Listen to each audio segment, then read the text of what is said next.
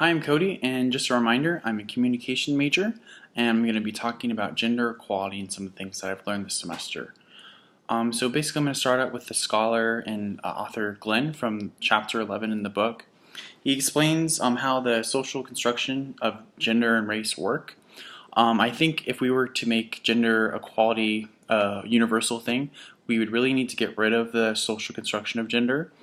I think when like going for a job, you sign, what gender you are, and same with school, what gender you are. And if we got rid of those boxes, that would be another step to more equality. Because why, if we're going to be equal, why should we have those boxes to say that we're different than another?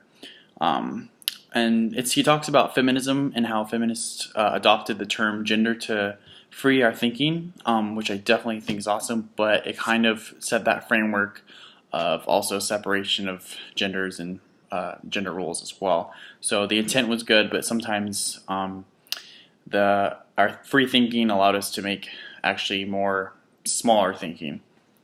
Basically, although social construction and cultural representations are a strong value and strong key in how our society works, I think if we were able to kind of minimize the gender roles and gender ideologies in our society, we would basically overall have a better equality of gender.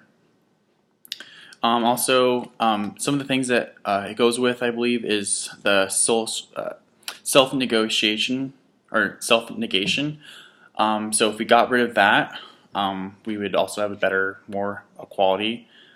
Basically, what that is self-negation is subordinate groups. Members sometimes restrict their own lives because they believe negative views imposed by dominant ideologies.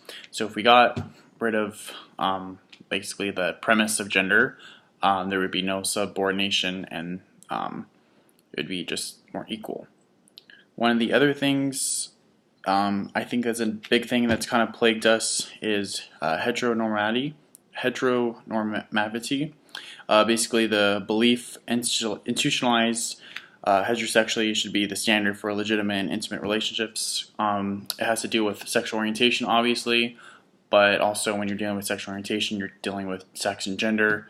If we kind of got rid of that normality of thinking that by default everybody is a heterosexual, or even if we get rid of asking those questions through social contexts, it would be better, more quality. Because it's to give you an example, it'd be like asking someone like, "Oh, are you black or white?" Well, you wouldn't ask that. Why? Because we're all equal. Okay. Well, same with orientation and gender. You wouldn't say, "Oh, I think that's a girl," or "I think that person's straight."